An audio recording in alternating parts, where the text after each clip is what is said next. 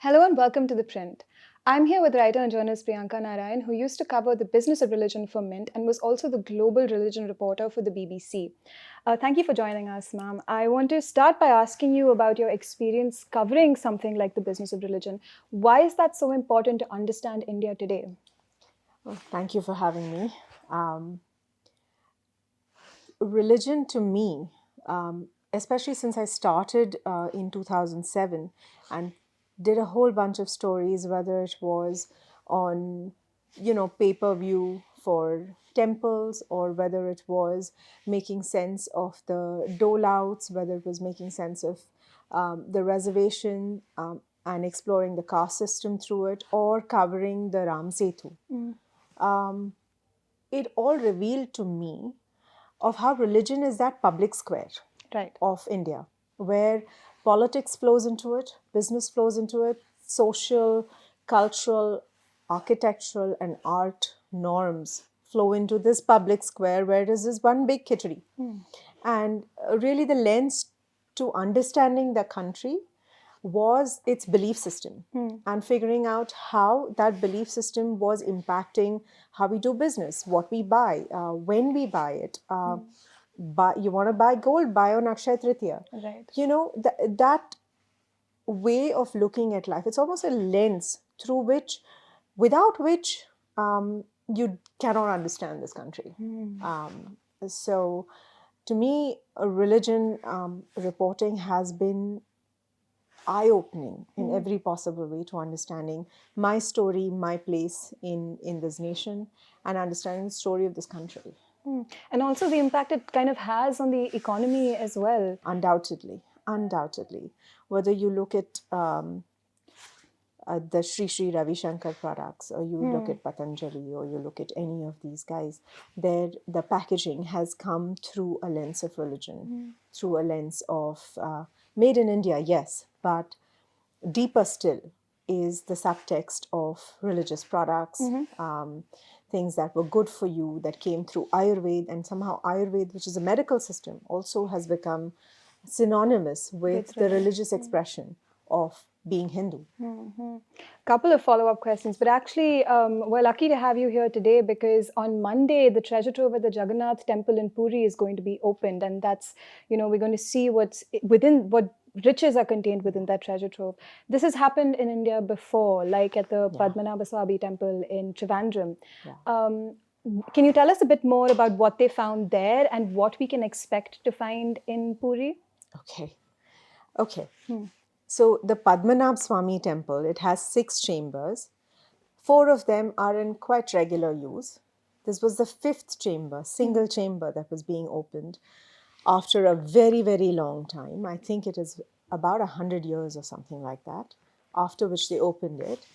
And then discovered, Forbes reported $1 trillion Wow. worth of treasure in diamonds, gold, gems, the kind of fabulous wealth that we've read about in history textbooks, Right. where India was Sone ki chidiya and all of that. Suddenly it was, oh my God, there's a physical evidence in a single chamber. $1 trillion. $1 trillion. I mean, you can buy out Vatican.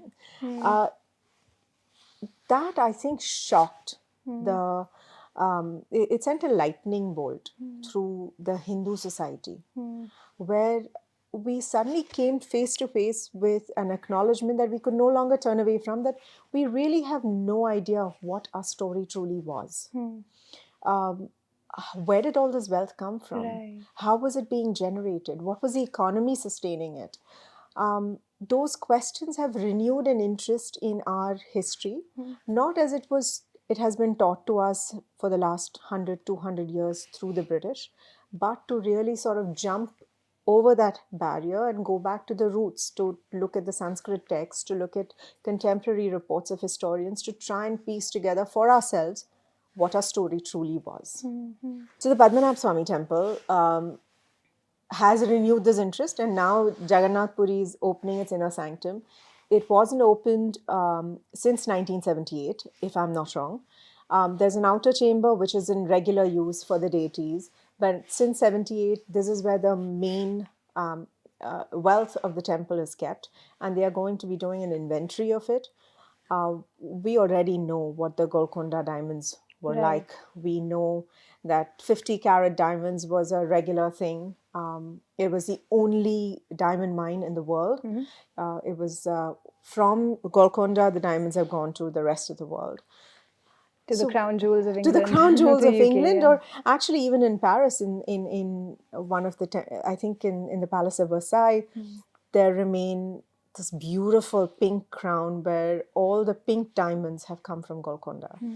So you have this amazing intrigue of where this wealth was coming from, and I think we will be similarly surprised when the findings are revealed from the Jagannath Puri temple. So we can expect gold, jewels. Gold, jewels, gems, emeralds, beautiful idols. I've heard of sapphires the size of pigeon eggs described in history textbooks. Who knows what we are going to find there? I'd done a series on temple freedom movement across India earlier this year. I reported it from 3 states, Tamil Nadu, Uttarakhand, and Karnataka, and was essentially looking at, this tussle between Hindu society and the government over who gets to control or dictate how a temple uses its wealth with all the money that's coming in, because there's, so much money that comes into temples.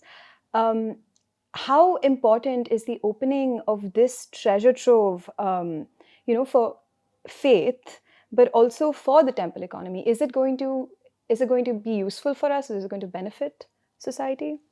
I think that's a politically charged question where who controls the temple wealth is driving a big schism and has been driving it for the last 20, 30 years, ever since there has been an effort to politically control how temples are run and how they spend their money. But that question aside, if I have to go into talking about what this means for religion in India, for Hindus, it really is a moment where you start to look at your own history in a different way. Right. And you, with all this mounting physical evidence of a really thriving economy, we've all heard of how much wealth has left these shores, how many shiploads have gone with the Brits, starting with Robert Clive. We hear about the Jagat Seths, who basically could fund all of England when they commissioned Robert Clive to support Mir Jafar. They are all stories. But when you have evidence coming in like this of things that were still left behind after this big drain that happened from this country, yeah. it evokes a certain amount of nationalistic pride. That this is who we were, and I believe that when you are determining where you are going as a country, knowing your stories is sort of important. Whether it's a Yuval Noah Harari who tells you that the only reason why the sapient species survived is because we were the only guys among the entire the Homo umbrella who could come up with a story that could create groups larger than 150. Right. We could create stories that made us believe in ideas much bigger than ourselves. And the importance of stories cannot be taken away. I think as journalists, this is something we intuitively understand. We need to connect the missing dots of our history. And this is one step in that direction. Yeah, and when they open this, it's in so many ways we are going back to recraft our own narrative. Right. We've been told through history, not all of history. We've been told certain portions of history which have been put in a frame and to make sure that we think a certain way about our history. What we want is that those boundaries need to go. We need to have all the data, and we need to decide for ourselves what those data points, what that information means, so that we can craft our own stories of our past and allow that narrative to influence where we go from here as a country, as a people, as a civilization. Not having access to those invisible pockets of history is a problem. Mhm. On the subject of stories, I want to actually ask you a little bit about the Jagannath Temple itself and its mythology and its symbolism. I mean, even recently, the BJP seems to have it has found a foothold in Yeah, Orissa, yeah, and Jagannath is a big part of that. yeah. Can you tell us a bit more about the temple and the deity as well? The deities, the story of Jagannath is very, very fascinating. It connects to the Dwarka story. It's a bit of symbology that has not really been explored in popular conversation, but when Krishna died and Arjun cremated the body, legend says the heart would not burn. And this cremation was happening at the Triveni Sangam just off the coast of Somnath, Right. where when the heart would not go, he put it in a trunk and left it in the ocean for what is called in Hinduism as a Jal Samadhi. Okay. Post that, there is this narrative of a king in Orissa who had a dream of a log of wood coming towards him. And he went to the ocean, a log of wood was floating up. Interestingly, the latitude of Dwarka and Jagannath Temple are pretty much the same. Oh. And this log of wood floats up. No carpenter can do anything to it. So he's like, I'm not sure entirely how I'm supposed to make an idol out of this. A carpenter shows up and he says, oh, I will do it, but close the doors. You cannot see my work until it is finished. And this man locks himself for 30 days. He's neither eating food nor is he drinking water. And the queen gets worried. She's like, can you please check if he's alive or dead? And those are the three idols. It's the only temple where you have the siblings being worshipped. Right. The Balkrishna, Balram, and Subhadra. And these were half-made idols. And ever since then, by the way, every 12 years, this log of wood has to be replaced. Okay. So every 12 years, there's a new idol being reinstated. And they try and make it exactly the same as the previous one. But the idol is one of the only temples where the idol itself changes. I mean, what I'm trying to say is that I think it also tells us a little bit about what the intrigue that drives people to this temple, right? And that's only being compounded by the fact that there's going to be this opening of a treasure trove, and it just adds to the symbology of the temple itself. And this is something that actually you've kind of fictionalized completely recently. You've got a new book called the Somnath Cipher, and it's been described as like Indiana Jones meets the Da Vinci Code, but set in India. Did you take any inspiration from Jagannath? What were the kinds of like myths that led to you writing this book? Most definitely. I think there is so much inspiration that has come from so many different temples, including Jagannath, including the Padmanabh Swami. But I chose to begin this, it's a trilogy, by the way. And I chose to begin with Somnath just because of its historical significance in the scriptures, in the number of times it has been broken down and remade. Its first reference is in the Satyug, in the Rig Veda, where the moon was supposed to have made it. In Treta, Ravan made it in silver, and in Dwapar, Krishna made it in sandalwood. And post that, we all know the story of Mahmud of Ghazni and how he broke the Jyotirling, stole treasure worth $6 billion in modern currency, and broke the idol in 4 pieces. He had put it on the threshold of his mosque, of his palace, and sent 2 pieces to Mecca and Medina. And the idea was that the Jyotirling would be placed in a way that people would step on it. And so it's a big wound in the Hindu civilization. And it felt like the right place to start re-exploring some questions of history.